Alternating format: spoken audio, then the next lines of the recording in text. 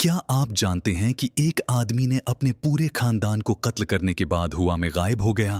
2011 میں Xavier ڈوپون day لیگونیس نے اپنی بیوی اور 4 بچوں کو بے رحمی سے قتل کر دیا، پھر مکمل طور پر غائب ہو گیا۔ اس نے مہینوں پہلے سے منصوبہ بنایا تھا، پڑوسیوں کو بتایا کہ خاندان گواہ کی حفاظت کے لیے امریکہ جا رہا ہے، بچوں کو اسکول سے نکال دیا، ایک سائلنسر خرید کر لایا، لاشوں کو گھولنے کے لیے چونا خریدا، اپنے خاندان کو گھر کی چھت کے نیچے دفن کر دیا، پھر جعلی خطوط بھیجے کہ وہ امریکہ میں محفوظ ہیں۔ فرانس کی تاریخ کی سب سے بڑی تلاش کے باوجود وہ کبھی نہیں ملا۔ آج بھی یہ یورپ کا سب سے زیادہ مطلوب مجرم ہے۔